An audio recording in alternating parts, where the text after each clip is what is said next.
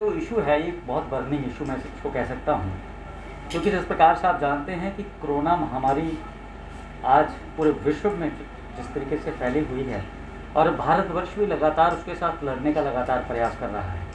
केंद्र सरकार की ओर से भी ऐसे बहुत से प्रयास जो है वो किए जा रहे हैं, जिसमें आपने देखा होगा कि हर चीज़ को मतलब बढ़ाने की कोशिश की जा रही है। आज से कुछ टाइम पहले हमारे देश में टेस्टिंग लैब्स की कमी थी, आज हज़ारों की तादाद में टेस्टिंग लैब्स हैं और बहुत सी जिस प्रकार से ये चैलेंज आया उस प्रकार से सरकार ने अपनी ओर से कोशिश की कि वो उसको जो है वो प्रोवाइड कर सके। लेकिन जिस प्रकार से आपने भी पढ़ा होगा और मैंने भी बहुत सी पुस्तकों में पढ़ा है कि एक वकील या एक जज या कोई और प्रोफेशन से जुड़ा आदमी अगर अपनी ज़िंदगी में गलतियां करता है तो वो अपनी पूरी ज़िंदगी में मेरे ख्याल से इतने लोगों का कत्ल नहीं कर सकता, मार नहीं सकता, जितना एक मेडिकल प्रोफेशन का आदमी। कहने का भाव ये है कि मेडिकल प्रोफेशन सबसे इम्पॉर्टेंट एक प्रोफेशन है जिसको भगवान का दर्जा भी दिया गया है। लेकिन ये भी कहना कहीं गलत नहीं होगा कि इस प्रोफेशन में भी बहुत से लोग, सभी लोग नहीं, बहुत अच्छे लोग हैं जो अपने पूरे तरीके से अपनी ड्यूटी को जो है वो सर अंजाम देते हैं। लेकिन इस प्रोफेशन में भी बहुत से ऐसे लोग बैठे हैं और बहुत सी ऐसी कोताहियाँ की जाती हैं जिससे मेरे ख्याल से बहुत से लोगों को जो है वो कहीं ना कहीं चैलेंज का जो है वो सामना करना पड़ता है। मैं बताऊं आपको, ये जो मैं आपको बताऊंगा ये सारी चीज़ें मेरे साथ जो है वो निकली हैं। आपको बताना चाहूँगा कि आजकल मेरे एक बहुत बड़े मेडिकल प्रोफेशनलिस्ट से बात हो रही थी, तो यही एक डिस्कशन हो रही थी कि आप जो आज कोरोना से कम लोग जो है वो कहीं ना कहीं मर रहे हैं, लेकिन जो लोगों में डिप्रेशन जो लोगों में आ रहा है, जो लोगों में एक डर की भावना है, जो लोगों में एक भय का माहौल है, उससे लोगों में कहीं ना कहीं बहुत सी कॉम्प्लिकेशंस जो है वो क्रिएट हो रही हैं। मैं आपको बताऊं कि 7 मई को मुझे कहीं ना कहीं कुछ सिम्टम्स जो हैं वो दिखाई दिए। 7 मई को, पिछले 7 मई को, कि मुझे ऐसा कोई सिम्टम्स आया कि मुझे फीवर हुआ, तो मुझे लगा कि मुझे आइसोलेट हो जाना चाहिए। मैं 7 तारीख को आइसोलेट हो गया। उसके बाद मैंने 8 तारीख को अपना एक रैपिड टेस्ट करवाया, जिस रैपिड टेस्ट के आधार पर आप 100% पॉजिटिव नहीं कह सकते थे, लेकिन 50-50 आप कह सकते थे कि मेडिकल भाषा में उसको पॉजिटिव भी माना जा सकता था।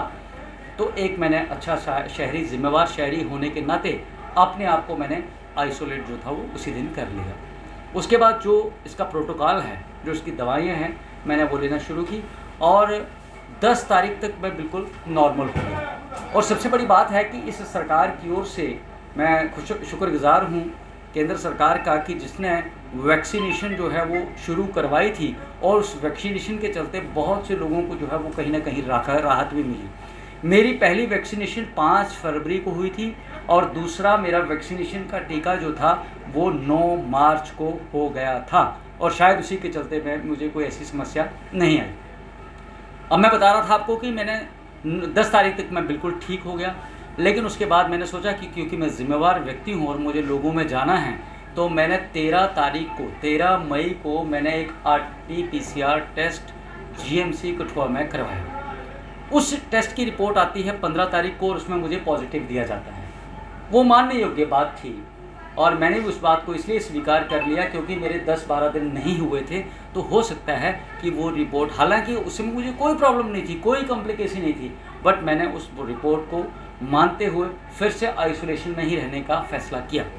उसके बाद 21 तारीख को जब मैं एक बार फिर मैंने अपना रैपिड टेस्ट करवाया और इस रैपिड टेस्ट के आधार पर मैं पूरी तरीके से नेगेटिव था और शारीरिक तौर पर मैं बिल्कुल फिट एंड फाइन था, मुझे किसी भी तरीके की कोई कॉम्प्लिकेशन नहीं थी। लेकिन उसके बाद मेरे कुछ दोस्तों मित्रों ने मुझे सुझाव दिया, क्योंकि आप एक ज़िम्मेवार व्यक्ति हैं और आपने लोगों के बीच में जाना है, तो कोरोना जो है ये स्प्रेड करता है, इसमें आप सुपर स्प्रेडर भी बहुत से लोग बन जाते हैं। तो उन्होंने मुझे सुझाव दिया कि आप थोड़े दिन और आइसोलेशन में रहिए, 1 हफ़्ता। तो मैंने फ़ैसला किया कि उसी आधार पर मैं आइसोलेशन में थोड़ा दिन और लगाऊँ। उसके बाद मुझे उन्होंने कहा कि आप RT-PCR टेस्ट करवाइए। अब बात यहाँ से शुरू होती है कि 27 तारीख को मैंने जो था अपना एक सैंपल जो था वो GMC कठुआ में दिया RT-PCR करने के लिए। RT-PCR, हालांकि मुझे कोई समस्या नहीं थी, सिर्फ इसलिए कि मैं अपनी ओर से आश्वस्त हो जाऊं और मुझे लोगों के बीच में जाना है। अब उसके बाद क्या होता है कि उसकी रिपोर्ट जो है वो 29 तारीख को मुझे दोपहर को मिलती है।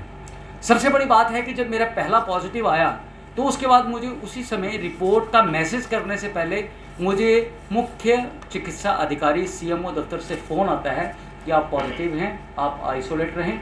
उसके बाद मुझे ऑक्सीमीटर, जो मैंने पहले ही अपना प्रबंध किया था, लेकिन उन्होंने मुझे ऑक्सीमीटर भी फराहम करवाया और उसके बाद 1-2 बार उन्होंने मुझसे फ़ोन करके मेरी तबीयत के बारे में भी जानकारी ली। लेकिन इस रिपोर्ट के बाद मुझे कोई फ़ोन नहीं आया, ये मैसेज आ गया कि आप पॉजिटिव हैं। अब मैं आपको बताऊं कि 7 तारीख और 29 तारीख के बीच में लगभग 22 से 23 दिन का फ़र्क आ गया। अब एक आदमी जिसे ये बताया जाए कि वो 23 दिन के बाद भी पॉजिटिव है, तो उस पर क्या गुजर सकती है, ये आप मेरे मित्र भली भांति जानते हैं, समझ सकते हैं इस बात को। उसके बाद मुझे परेशानी हो गई कि मुझे कोई शारीरिक तौर पर कोई परेशानी नहीं है, मुझे चलने में परेशानी नहीं है, मुझे बैठने में परेशानी नहीं है, मुझे बोलने में परेशानी नहीं है, मैं कोई थकावट महसूस नहीं कर रहा हूँ और मैं 100% अपने आप को फिट महसूस कर रहा हूँ। यार मेरी रिपोर्ट पॉजिटिव कैसे आ गई? आप विश्वास नहीं करेंगे, मैं 1 घंटे तक बहुत परेशानी में रहा, क्योंकि मेरे दिमाग में यही चलता रहा कि ये कोई कोरोना का नया रूप तो नहीं आ गया कि जो 23 दिन बाद भी बंदे को जो है वो पॉजिटिव जो है वो शो करता है। फिर इसी परेशानी के दौर में, क्योंकि मैं एक जागरूक नागरिक भी हूँ, पढ़ा लिखा नागरिक हूँ, मैंने इनकी सारी जो मेरे को मैसेजेस आए थे मैंने इनको खंगालना शुरू किया। अब सबसे हैरानी की बात यह है कि जब मैं इनको शायद और कोई भी इतना गहराई में नहीं जाता है, लोग सिर्फ अपना नाम पढ़ते हैं और देखते हैं कि मैं पॉजिटिव हूँ या नेगेटिव हूँ, उसके बाद बेचारे वो परेशानियों का सामना अपने तौर पर करना शुरू कर देते हैं। आप हैरान होंगे कि ये जो 27 तारीख को मेरा सैंपल लिया गया, इसमें जो एक आईडी, जिसको यूनिक आईडी कहा जाता है, जो एक आदमी को आईडी दी जाती है, ये इस आईडी में मुझे 010070089975 के तहत मेरा जो था वो सैंपल लिया गया। अब जब मैंने इसको डीप स्टडी किया तो जो मेरी रिपोर्ट थी, आप हैरान होंगे, उसमें मेरा आईडी 100070089977 हो गया, जो कि 89975 था, वो पॉजिटिव रिपोर्ट में 89977 हो गया।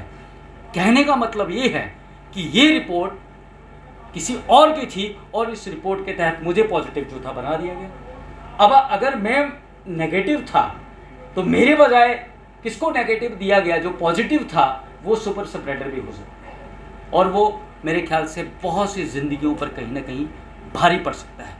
मैं ये कहना चाहता हूँ कि ये जीएमसी प्रशासन की एक बहुत बड़ी कोताही से आप कह सकते हैं, बहुत बड़ी नालायकी से आप कह सकते हैं, जिससे मेरे ख्याल से हज़ारों लोगों की ज़िंदगियों को कहीं ना कहीं जो है वो आप उस पर प्रश्न चिन्ह लगाने का जो है वो प्रयास कर सकते हैं। पठानी साहब, मुझे ये बताइए कि ये रिपोर्ट जिस तरह से आपके साथ ये सिलसिला हुआ, क्या जिन लोगों ने ये किया उनके ऊपर FIR दर्ज होनी चाहिए? उसके बाद मैं आपको बताऊँ, आपका जवाब देने से पहले, जब मेरा ये रिपोर्ट पॉजिटिव इन्होंने मुझे दिया, तो जब मैंने ये सारी चीज़ें देखी तो मैंने उसी समय एक प्राइवेट लैब से संपर्क किया जो ICMR से एफिलिएटेड है। उससे मैंने संपर्क किया और उसके आदमी को बुला के, एक जिम्मेवार नागरिक शहरी होने के नाते, मैंने घर में जो था उसका सैंपल वो उन्होंने मेरा कलेक्ट किया और उसकी रिपोर्ट जो थी, ये मुझे उन्होंने सैंपल कलेक्ट किया 29 तारीख को, जिस दिन इनकी रिपोर्ट आई। 29 तारीख को मैंने दोबारा सैंपल दिया और मेरी रिपोर्ट नेगेटिव थी जो आई। अब कहने का भाव सारा ये है कि ये सारी चीज़ें मुझे बताइए, एक आम आदमी क्या, मैंने तो चलो बड़ी गहराई में छानबीन की तो मुझे ये बात मेरे संज्ञान में आई, कोई भी व्यक्ति मैं समझता हूँ कि इतनी इसकी गहराई में नहीं जाता है। और मैं समझता हूँ कि ये कहीं ना कहीं खास करके जीएमसी जो इतना बड़ा इंस्टीट्यूशन है और आज केंद्र सरकार इतना प्रयास कर रही है कि लोगों को इस महामारी से रिलीफ मिले, तो चंद लोगों की कोताही से, चंद लोगों की नेग्लिजेंसी से, चंद लोगों का जो अपनी ड्यूटी के प्रति उनको 100% समर्पित होना चाहिए, जिस प्रकार से मैंने शुरू में ही कहा, खास करके मेडिकल फील्ड के आदमी को। उसके बाद जब ये रिपोर्ट आती है तो मैं सीएमओ दफ्तर को फ़ोन करता हूँ। मेरे एक संपर्क के व्यक्ति थे, मैंने उनको फ़ोन किया। मैंने उनको नहीं बताया कि मेरी रिपोर्ट क्या आई है, मैंने उनको कहा कि यार मेरी रिपोर्ट कृपया चेक करिए क्या है। उन्होंने मुझसे पूछा कि आपका आईडी नंबर क्या है। मैंने जो मेरा आईडी नंबर था मैंने दिया। उन्होंने, वो कंप्यूटर के पास ही खड़े थे, जब उन्होंने चेक किया तो उन्होंने मुझे बताया कि आपकी रिपोर्ट नहीं आई है। अब मैसेज में मुझे रिपोर्ट आ गई थी। फिर उन्होंने मुझसे पूछा कि भाई साहब आपका फ़ोन नंबर क्या है। मैंने उनको अपना फ़ोन नंबर दिया। जब मैंने उनको फ़ोन नंबर दिया तो वो बड़े मायूस होकर बोले कि भैया आपकी रिपोर्ट तो पॉजिटिव है। तो मैंने उनको कहा यो मेरी रिपोर्ट जो पॉजिटिव दिखा रही है, जो मैंने आईडी नंबर दिया है आपको, कृपया वो देखिए उसमें क्या है। जब उन्होंने देखा तो वो भी कहीं ना कहीं चक्कर खा गए कि ये आईडी तो किसी और की है, ये नंबर तो किसी और का है। फिर सारे पल्ला झाड़ने लगे। जीएमसी भी उन्होंने अपने लेवल पे संपर्क किया। तो आप हैरान होंगे, मैंने इस बात की जांच नहीं की है, लेकिन जो मुझे उन्होंने बताया कि इस आईडी पर 4 से 5 आदमियों का रजिस्ट्रेशन हो रखा था। अब हैरानी का सवाल उठता है कि ये 4 या 5 आदमी एक आईडी पर जो रजिस्टर्ड किए वो कैसे किए। तो कहने का भाव ये है कि आज की डेट में जिस प्रोफेशन पर लोग विश्वास करते हैं, जिस अस्पताल में लोग अपनी ज़िंदगी के लिए जाते हैं, जिस अस्पताल के प्रति लोगों में एक विश्वास जो है वो बढ़ना चाहिए। और सारी आपने देखा होगा, आज आपको छोटी सी भी कोई समस्या आती है तो डॉक्टर सीधा टेस्टिंग की बात करते हैं, और ख़ास करके कोरोना में तो है ही टेस्टिंग, नेगेटिव और पॉजिटिव। उसके बाद जो है वो आपका ट्रीटमेंट शुरू होगा। तो यदि हम नेगेटिव पॉजिटिव के चक्कर में नेगेटिव को पॉजिटिव करते रहेंगे और पॉजिटिव को नेगेटिव करते रहेंगे, और मेरे ख्याल से एक बहुत बड़ा समस्या जो है वो आने वाले समय में जो दूसरी लहर है, आज हम डिक्लाइनिंग स्टेज में हैं, और अगर इसी तरह की कोताही हम करते रहेंगे तो आप समझ सकते हैं मेरे पत्रकार बंधुओं कि आने वाले समय में हम किस ओर जा रहे हैं। इसलिए मैं चाहता हूं कि ये कठुआ जीएमसी खास करके जो टेस्टिंग इनका विभाग है, इस पर जो है पूरी जांच होनी चाहिए। इसमें पता लगाया जाना चाहिए कि इस प्रकार की कोताही करने वाले लोग जो वहाँ बैठे हैं वो क्या कर रहे हैं, वो क्या बताना चाहते हैं, वो क्या दिखाना चाहते हैं। ये सारी चीज़ें रखने के लिए मैं आपके समक्ष आज हाजिर हुआ हूँ। तो आप अगर कुछ क्या देखते हैं कि जिला प्रशासन और अस्पताल प्रशासन पुरजोर विश्वास जताता है कि उनकी टेस्टिंग में कोई भी डाउट नहीं है, पूरी कार्यप्रणाली पूरी व्यवस्था बहुत सही तरीके से चल रही है, और जैसा आपने इल्ज़ामात लगाए, सबूत दिखाए, तो क्या देखते हैं आज तक कितनी जिंदगियों से खिलवाड़ हो चुका है। मैंने बहुत मामले आए हैं जिनमें मौतें भी हो चुकी हैं। देखिए, मैंने आपसे पहले ही कहा कि जहाँ तक रैपिड टेस्टिंग का है, रैपिड टेस्टिंग को लोग 65 से 70% सही मानते हैं, और RT-PCR की जहाँ तक विश्वसनीयता का सवाल है उसको आज की डेट में 97-98% जो है वो लोग मानते हैं कि RT-PCR टेस्ट के बाद कोई ऐसा टेस्ट नहीं बचता है जिसमें आप पॉजिटिव नेगेटिव जो है वो सही कह सकते हैं। तो यदि RT-PCR में आप इस तरीके की कोई कोताही करते हैं तो मेरे ख्याल से उससे बड़ी गलती कोई नहीं हो सकती। लेकिन इसमें हम ये कहें कि पूरा मेडिकल डिपार्टमेंट जो है इसके लिए वो जिम्मेवार है, वो नहीं है, वो लोग हैं, चाहे वो किसी भी टेस्टिंग में नहीं, किसी भी विभाग में बैठे हों, कोविड वार्ड में बैठे हों, ICU में बैठे हों, वो अपनी ड्यूटी के प्रति पूरी तरह से सचेत नहीं हैं, अपनी ड्यूटी के प्रति पूरी ईमानदार नहीं हैं, तो वो मेरे ख्याल से कहीं ना कहीं एक बहुत बड़ा चैलेंज क्रिएट कर सकते हैं। ब्लैक फंगस के काफ़ी केसेस जो हैं संदिग्ध केसेस सामने आ रहे हैं, और काफ़ी लोगों को ये भी कहना है कि काफ़ी देर से उन्होंने अपनी जो सैम्पलिंग है वो करवाई है, लेकिन अभी तक रिपोर्ट्स जो हैं उनको नहीं मिल रही हैं।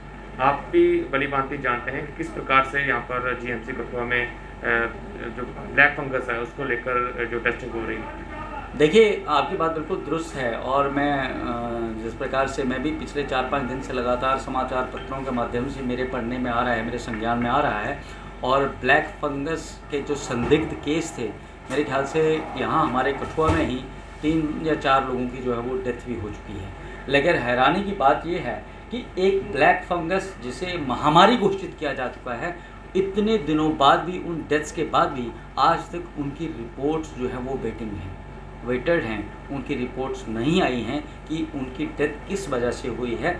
ये वाकई में एक बहुत बड़ा प्रश्न चिन्ह है। और मैं ये कहना चाहूँगा जो हमारे इस समय मौजूदा LG साहब हैं, जो हमारे हेल्थ के जो हमारे आला अधिकारी हैं, कि आप इस पर जो है वो संज्ञान लें, और ख़ास करके जो टेस्टिंग, अगर आपने इसको महामारी घोषित किया है तो इसकी टेस्टिंग का प्रबंध फौरी तौर पर होना चाहिए, ताकि मरीज़ जो है वो अपना इलाज जो है उसका शुरू करवा सके। क्योंकि यहाँ पर जिस तरह से इलाज भी अभी तक जो नहीं शुरू हो पा रहा है, उसके अलावा यहाँ से पेशेंट जो हैं, जो संदिग्ध पेशेंट हैं, वो भी यहाँ से बाहर जाना शुरू कर दिया है उन्होंने। वहाँ पर उनकी टेस्टिंग हो रही है, वहाँ पर सब कुछ उनका इलाज हो रहा है, यहाँ पर हफ्ता वेट करके भी उनको बाहर जाना पड़ रहा है। मैंने आपसे पहले ही कहा कि आज बहुत सी हमारे हिंदुस्तान की स्टेटों में बहुत सी स्टेटों में ब्लैक फंगस का टेस्ट आ रहा है, रिपोर्ट आ रही है और उसका ट्रीटमेंट भी लोगों को दिया जा रहा है। लेकिन जम्मू कश्मीर में ऐसा नहीं हुआ है, ये मैं खुद मान रहा हूँ इस बात को। इसीलिए मैंने कहा कि इस पर गवर्नमेंट को, माननीय एलजी साहब को फौरी तौर पर संज्ञान लेना चाहिए और इसकी टेस्टिंग जो है वो जिस पर, क्योंकि आज केंद्र सरकार की ओर से कोई कमी नहीं है। मैं आपको कहूं कि केंद्र सरकार की ओर अगर आज आप डिमांड करेंगे कि हमें ब्लैक फंगस की टेस्टिंग के लिए कोई मशीन दे दो, तो मैं दावे के साथ कह सकता हूं कि वो शाम तक या 24 घंटे के अंदर जो है वो इंस्टॉल भी हो जाएगी। लेकिन कहीं ना कहीं ऐसे कुछ अधिकारी जो कहीं ना कहीं आप उसको कामचोर कह सकते हैं, कहीं ना कहीं आप उनकी नेग्लिजेंसी कह सकते हैं, कहीं ना कहीं अपने आप कहते हैं जब तक धकाए जाओ ऐसा सिस्टम चलाना चाहते हैं, तो इसका आप सुधार नहीं कर सकते हैं। ऐसी लोगों की शिनाख्त करने की ज़रूरत है और सरकार इसके प्रति जो है वो गंभीर प्रयास करे, तो मेरे ख्याल से लोगों को राहत कहीं ना कहीं जो कामचोर लोग हैं उन्हीं की वजह से ये रिपोर्ट्स हैं वो डिले हो रही है। देखिए बिल्कुल, मैंने आपको कहा ये एक छोटी सी कोताही मैंने आपके सामने रखी जिसमें एक आईडी नंबर, और ख़ास करके ये तब कोताही हो रही है जब कोरोना डिक्लाइनिंग स्टेज पे है। आज कोरोना के मामले कम हुए हैं, जहां पर रोज के 500 या 1000 टेस्ट होते थे RT-PCR, आज 200 टेस्ट भी नहीं हो रहा है। और जब मैंने 27 तारीख को ये कराया तो मेरे ख्याल से 100 या 150 टेस्ट से ज़्यादा नहीं करता होगा GMC। और आप 100-150 टेस्ट में अगर इस प्रकार की गलती करते हैं बड़ी, तो जब हज़ारों टेस्ट करते होंगे, जब सैकड़ों में टेस्ट करते होंगे, तब आपने किस तरह की कोताहियां की होंगी, ये सारी आप मानते हैं कि फर्जीवाड़ा इन आंकड़ों में हुआ है, पॉजिटिव नेगेटिव का खेल हुआ है? क्योंकि पिछली दफा विपक्ष ने भी इसकी आवाज़ उठाई थी, तब सत्ता पक्ष के नेता बहुत भरोसा जो है वो इस कार्य प्रणाली पे जता रहे थे। देखिए, मैंने आपसे पहले ही कहा कि हो सकता है 10 दिन कोई कोताही ना हो, लेकिन जिस प्रकार से ये मेडिकल प्रोफेशन है, और मैंने पूरा आपको ज़िंदगी भर का ब्यौरा दिया कि वकील, जज या कोई और प्रोफेशन का आदमी, पॉलिटिशियन, कोई भी आदमी, वो अगर ज़िंदगी में गलतियां करे तो वो इतने लोगों की जान नहीं ले सकता है जितना एक मेडिकल प्रोफेशन में अगर इस तरीके की गलती होती है तो वो एक सबसे बड़ा, जिसको आप बम कह सकते हैं, जो लोगों की ज़िंदगियों के लिए खतरा हो सकता है, वो मेडिकल प्रोफेशन है। और यहाँ इस तरीके की गलतियाँ कहीं ना कहीं बर्दाश्त नहीं की जानी चाहिए। आप ये मानते हैं उसका कसूरवार GMC है? देखिए, आप सारी मौतों के लिए मौतें पूरे हिंदुस्तान में हुई हैं। नहीं, हम पर्टिकुलर एक GMC की, कठुआ की बात करें, हिंदुस्तान की बात। नेचुरली देखिए, अगर इस तरीके की कोताही टेस्ट में हो सकती है तो मैं उनको 100% क्लीन चिट दे दूं कि जो मौतें हुई हैं वो उनकी नेग्लिजेंसी की वजह से नहीं हो, तो वो मेरे ख्याल से कहीं ना कहीं बात बनती ही नहीं है। इसका मतलब कहीं ना कहीं ये सारी चीज़ें, मेरे कहने का मतलब ही यही है कि आज भी हमें इस पर बड़ी गंभीरता से विचार करना पड़ेगा, हमें इस पर बहुत गंभीरता से सोचना पड़ेगा। और ये जिम्मेवारी सिर्फ GMC की नहीं है, बल्कि हमारे ज़िला प्रशासन की भी है। अगर जिस प्रकार से मैंने आपको कहा, मैंने CMO दफ्तर से कंसल्ट किया, तो CMO दफ्तर के कुछ लोगों ने मुझे ये भी कहा कि भैया हमारी रिपोर्ट्स तो जो है वो जम्मू में जाती हैं, हमारा उससे कोई लेना देना नहीं है, ये GMC के प्रिंसिपल के रिलेटेड है, ये है वो है। कहने का मतलब है कि हम अपनी जिम्मेदारी को एक दूसरे के ऊपर डाल के ये बात नहीं कर सकते हैं। ये लोगों की ज़िंदगी के साथ जुड़ा हुआ मसला है, इस पर आपको गंभीरता से सोचना पड़ेगा ताकि लोगों की ज़िंदगी को बचाया जा सके। क्या कोताही की है, चलो एक अगर गलती की है, मेरा अगर पॉजिटिव नेगेटिव का पॉजिटिव डाल दिया, देन नो प्रॉब्लम, कोई प्रॉब्लम नहीं है। मैं दोबारा टेस्ट करा सकता हूँ, मैं आइसोलेशन में जा सकता हूँ, क्योंकि मैं ऑलरेडी मुझे पॉजिटिव दिया था तो मैंने उस चीज़ को माना था। लेकिन यदि ये बात आ रही है कि 5-5 लोग एक आईडी में हैं और मेरा जो नेगेटिव किसी को पॉजिटिव दिया हो, किसी का पॉजिटिव मुझे दिया हो, तो अगर वो है तो वो कहीं ना कहीं बहुत FIR लगनी